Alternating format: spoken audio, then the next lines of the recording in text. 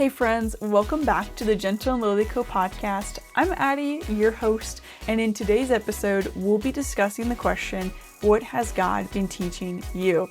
I love this question so much, and I probably think about it all the time, but I really want to help us kind of wrestle with the things that God wants to highlight and He wants to teach us just in our everyday. But first, we're going to jump into music of the week, and I think these songs you're going to be pretty stoked about, as I was. And so if you know Kane, they're a music group. I think they're all siblings, if I'm right. Two sisters and their brother, I believe. I hope I'm right about that. Anyways, they're very cool. And their song, Honest Offering / I Surrender All, it's like this really cool blend. I Surrender All is just a classic, classic hymn. But then Honest Offering is their new song. I feel like it's like their addition to it. And so the way they did, the whole album is really good too. But this song in particular just stood out to me this week. And it's just kind of like a fresh, revelation, new way that to take, such a respected song and to put a different perspective on it, if you will. So that one's been on repeat just in my headphones a lot lately. And then this album, I really like instrumental music or like peaceful piano or some like lo-fi kind of beats, that kind of stuff. And it's just really fun. And usually it's really good just for focusing, for writing, for maybe doing some analytics work and stuff, just, trying to really get into the flow, whatever task, you may be doing. So that type of music is on pretty often, unless I'm like editing photos or something like that, which doesn't happen as much. Because even video, you gotta be able to listen to sound. So all that to say though, when it's a task that I can't have music on in the background, I really like these lo-fi beats. And this is even better though, because it's a lo-fi hymnal. Like that's the name of the artist, but volume 2, I think. But there's a whole album that they have, and they have more than one album released. But I like this volume 2 in particular. And just even this type of music has been really helpful just to stay focused, I'd say. And so if you want some lo-fi beats that are also hymnals that aren't super distracting, it's like, okay, think about it this way. It's like Chick-fil-A music, but better. Now, okay, I love Chick-fil-A, hands down. Favorite place. I want to go to Atlanta. Want to see the tour center. Come on. I'm like best friends with my Chick-fil-A people. It's so much fun. However, it's music I probably could fall asleep to, if I'm really being honest. Like I probably could go and find that if I needed to help, go to sleep. There's nothing wrong with that. It's really good. It's really beautiful when you're having a conversation in the background. It's really awesome. Or if you wanted to just have like more of a library feeling or elevator music, it's really good. I do have playlists like that I listen to. So there's nothing wrong with that. But think about if it's like that music, but then with some really good beats, This is why I like music, because the artists and people, they make the music and I get to enjoy it, and what a blessing it is. It's just so much fun. And it doesn't, I don't know, it's not like, cheesy Christian music, if that makes sense. It's just really fun. And so for me, I think it's a blast, and it's really good music to work to also. So those are kind of the 2 recommendations for this week. Kind of stood out, and also just ways of like, oh, this is a really good example too. If you want to have some music on while you journal and just have quiet time, but sometimes you can't really have actual worship music on because it's too distracting if you're like me, then sometimes the piano, if it's too early or too late, I'm just gonna go right back to sleep, it's not gonna work. So something like this can just be like, getting you excited a little bit, like getting pumped up, waking up your mind in a good way. So, there you go. That's kind of the way I feel like just God used that album this week, and just the Kane song. Oh my goodness. So good. Just if you want to, you can just pause this episode and just go listen to that. That's totally fine. And then come back, and then you'll be all caught up.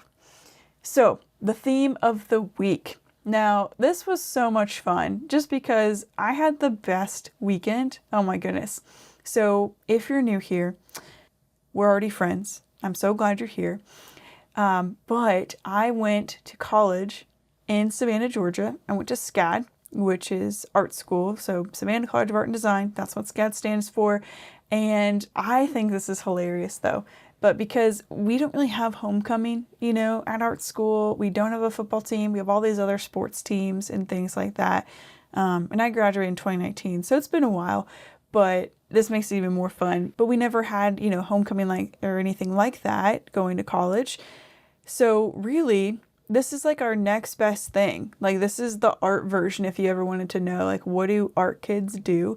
We chalk up the sidewalks in the park downtown in Forsyth Park, and it is amazing. It is incredible. So much fun. The college ministry I was a part of, shout out to the porch. We won, I don't know how many years in a row, with my leaders who were first there. Our team was legit. We had almost 9 squares at one time. Oh my goodness. And we had captains almost. It felt like that. And it was epic. It was so cool. So the thing is though, only 3 squares can win up to that. So we had different sections and things like that. So it was really cool. But I think it was even better that when we did win the years that I was there, then it went to missions, it went to a cause or to supporting our college students. And so that was really cool. Anyways, I got to go back as an alumni, and that's so much fun. I've been back to SCAD quite a few times, but I don't think I had actually gone back for Sidewalk Arts as alumni. So this was a really unique and special thing, or at least participating in it, unless, in case I'm forgetting. But it was so good because it was a really wonderful reunion of friends. There's so many people that's kind of why I was okay, I think I'm going to go this year. So some of my friends, college friends, they just had their first kid. And so getting just to meet their little dude, is really fun. And just, oh my gosh, it's so cool to see what God has done in each of our lives since leaving SCAD. And we all have had different journeys and different time frames from when we graduated. And so what a blessing it is just to pick up with old friends, literally wherever you left off. And you're just this is great. And it kind of felt just nostalgic, and eating a bunch of tacos, drinking a lot of coffee, iced horchata latte. Shout out to Henny Penny. Love Henny Penny. So that's kind of, the bigger theme of the week. And I wanted to dissect this question and just really kind of challenge you and myself to really think about what God has been teaching you. Because I can talk about SCAD forever and just the weekend, everything. But the thing that I notice is with every trip and wherever I go, as you know, we are just a group of friends here who pull up a chair at the table, and we're learning continuously how to carry the gentle love of Jesus wherever we go. That's the podcast. That's why we're here. And so really unpacking this question, what has God been teaching you? And it's a challenge both of us. So the first thing to just kind of really reflect on, again, take this, to some friends, or just, to the Lord even first. I'd encourage you to do that first, is asking this question: where do you see him working and moving? So it can be big and small. It doesn't have to be anything super flashy. And just think about the things you've prayed for, I don't know, years ago that you might have forgotten, or you're well, I don't know if I should pray for that again because I prayed for it so much. I'd say pray for it again. But also just seeing the ways that God has answered those prayers. And some of them might take time, but some of them are just happening, right before our eyes. And we're just kind of missing them because we're just going through our day, and we're sometimes unfortunately concerned maybe too much with our responsibilities, which we want to steward our responsibilities well. However, at what cost? Like we want to see the gospel, we want to see Jesus moving in our lives. And so just pause and kind of think about that question, like really good journaling question, I'd say. Always try to have one of those here. Now, 2, this is really cool because, after getting back from this weekend, and even like last week, then we had the book release celebration party, and that was awesome. And then I went on this trip, and oh my goodness, like you can go listen to a snippet of that last week. And again, I apologize for the audio. It just was what we had. We'll have a better setup for sure, because I know how to do all that. But thanks for bearing with me with that one. Anyways, I'd still encourage you to go listen to it because I think it's kind of fun. Just like a 20-minute snippet of what that evening kind of looked like for us. For my friend Julie B., who very generously hosted the evening for us. So much fun. And so really thinking about, just like, wow, God has done so much, already in this year. And it's only April, it's only April. And it's still pretty early on to the year, but still, I just feel so thankful for everything God is doing. And so that was really awesome. Last week on the 19th, we had that party, and just so many friends and family, came to celebrate. And I feel like I didn't really get to say this last week because it was that special episodes. It kind of gave a disclaimer, but it really made this book real. It made Fellowship Over Followers so much more real and tangible. And so just to celebrate with family and friends was just the dream, so kind of you guys. And so I really wanted to have an event like that because I wanted to share my heart behind the book and why I felt compelled to put words to paper, because it's not an easy thing to do, and it's such a daunting task to take on. And it's really kind of Julie to even kind of quote that stat of like 80% of people think about writing a book or want to write a book, and then so many people, start to write a book and then they don't finish it, or they just put it away, and then only like 8% of people finish a book. I'm like, that's wild. I'm like, I got to go look at those stats because that's insane. I think we need to pray for more people to write books because it's a hard thing to do. But that really encouraged me of like, wow, okay, this is really cool. What a cool accomplishment. And just honestly, what a gift to have all of the people, who were there. A genuine shout out to everyone who was there. I'm so encouraged and truly grateful for your support. You know who you are. And if you've bought a copy of the book, you know who you are. And if you haven't, well, you can be in that club too. And you can know who you are. And we can be friends. So that was just wild. But I got to go back a little bit to kind of talk about that story and thinking about, man, like, I don't know if that would have been possible, to dream and to think about, because from my research and kind of just organizing and seeing what other respected authors have been doing, they throw a book party, book launch party. And so I was like, you know what? We're going to do that. But to get to that point, I had to finish the book. Obviously, I had to finish the book.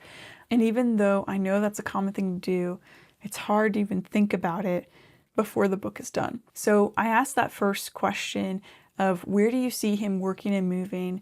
Because, in a couple years, the things that are happening today might be hugely or immensely impactful for what is going to happen in those next years. It might be exactly what you need, or a specific verse or promise from God. And so just really thinking about, okay, we can see God teaching us in our everyday, but how is that going to help prepare us and lead us to the future that God wants to lead us into, right? He wants to usher us into a different season. How do we do that, right? And so the kind of next question, I just want to encourage you on just kind of walking through a little behind the scenes about Fellowship Over Followers. And we've done another episode about writing a book, and I'll link down the show notes. But this is now just with the perspective of it is launched into the world, and you can go get a copy now. Like, how exciting is that? So have you ever wondered or thought about accomplishing big dreams you could have never believed a year or 2, 3, or 4, maybe 5 years ago, right? In our perspective, 5 years seems like a long time away. And it is, like, without a doubt, that's crazy. At the same time, time does not slow down. It rapidly approaches. And so I love Full Focus Co. I think they've had quotes like this before, where sometimes we overestimate what we can do in a year, but we underestimate what we can do in 5 years. And so I have that perspective, or that kind of thought on repeat, like in a loop in my mind of like, okay, yeah, you can do a lot in a year. We can do a lot more than we think, but what is like the longevity, maybe to get to this goal? What do we need to do today, right? Okay, so this is wild, and I really hope this just encourages you friend listening. Back when I worked in ministry for communications at my previous church, our staff each filled out an individual development plan for professional development, where we initially outlined our goals. So it was divided into 2 different categories. There's short-range goals and long-range goals. The short range, probably can guess, 90 days, a quarter. That's, quarter 1, Q2, Q3, Q4, all that fun stuff, all the way up to a year. And then long-range goals, greater than 1 year, less than 5 years. So it is wild to me. This is so wild. I'm not even joking. Like, I remember being pretty intimidated to like have my supervisor, look over this, or my overseer, and just be like, okay, Addie, let's talk about this, right? Pretty ambitious. So that's why I still feel like it's really wild and kind of crazy that I did this. But I had the guts, kind of the courage to write down, in quote, like to write down this, write a book, Christian/spiritual development. And like the category was in quotes or in parentheses. But I feel like by now we know that was absolutely the Holy Spirit encouraging me to share what was on my heart, because this is even crazier. This specific book idea for Fellowship Over Followers came to me 7 months prior, But I felt like I was supposed to just stay put and wait until God said, okay, like now's the time, let's go. But until then, it just was this thing that I thought maybe in 5 years I'll write it, maybe in 10, I don't know. Is anyone really going to read it? I don't know. But then comes this development plan, and I don't know why, it was like, okay, I guess I'm supposed to write it. And I still thought, oh, in 5 more years, like I'm gonna written the book, 5 more years. And the spoiler alert, I guess, is that this was dated in August of 2020. So the idea came in January of 2020.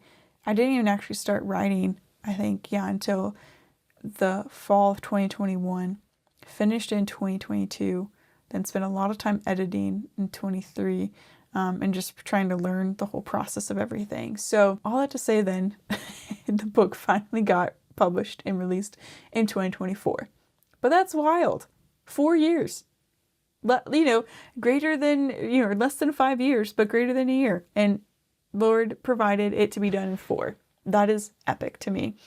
So I wanted to share that with you to encourage you that there might be some really daunting dreams, some big things that you're like, oh, I can never believe that this could happen. But just remember, friend, anything is possible with God. It doesn't mean it's going to be easy, but even if it's hard, it doesn't mean it's not worth it, right? And it's such a testament of God's faithfulness, not even my own. There are times I didn't want to write. There are times I put it down and I was like, what am I doing with this thing? There are so many challenging moments, and writing is, clearly can be kind of a lonely process where you're alone and you're just cranking out the words. And so it takes a lot of ambition to get the thing done.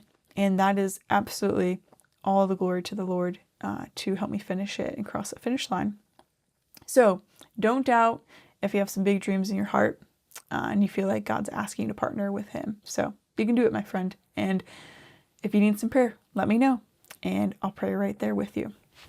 So we've talked about seeing God working and moving, and there might be some big dreams you feel Him, working and moving inside of you, in your heart, and in your community, in your church. I love it. That's awesome. We're going to pray for that.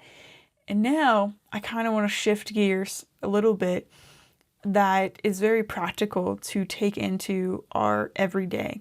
So this question is, where can you see hope from God that you can carry into tomorrow?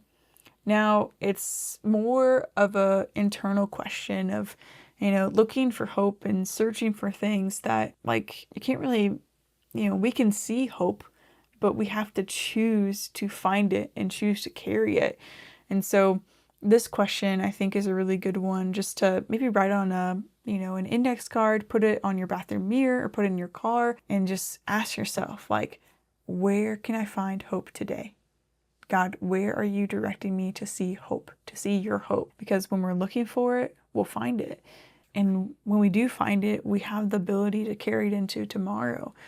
And even in the hardest days where it feels impossible to carry hope, remember what God says, remember His word, remember what is true about you and what is true about His character, right? We can carry all of those things and all those promises into the next day. As we wrap up and share some final thoughts, I leave you with one question. What has God been teaching you, friend? Honestly, let me know over on Instagram at gentleandlowly.co or addie.ot. Or if you like email still, you can send me an email at hello@gentleandlowly.co. It is .co because it stands for company. I'd honestly love to know, no joke. I really want to know because that is so exciting. And lastly, my challenge for you is to share what God has been teaching you with one friend in your local community. And I know it might be daunting to do that, to find one person, but just go to lunch after church or grab a coffee and ask them. You can keep the conversation, light at first, but then be like, hey, you know what? My friend Addie asked me this question, what has God been teaching me? And I've just been really thinking about that. What has God been teaching you? My prayer, my hope is that you're able to have an incredible conversation and be able to really see the kingdom and see what God is doing right in your midst and right in your community.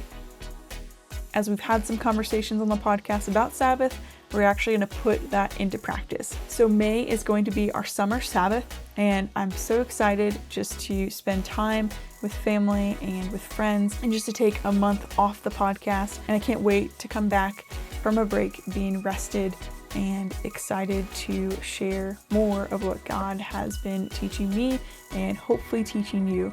So if you've thought about practicing Sabbath more intentionally, I hope you'll join me. Thank you so much for listening. Have a wonderful week, friends, and continue to carry the gentle love of Jesus wherever you go.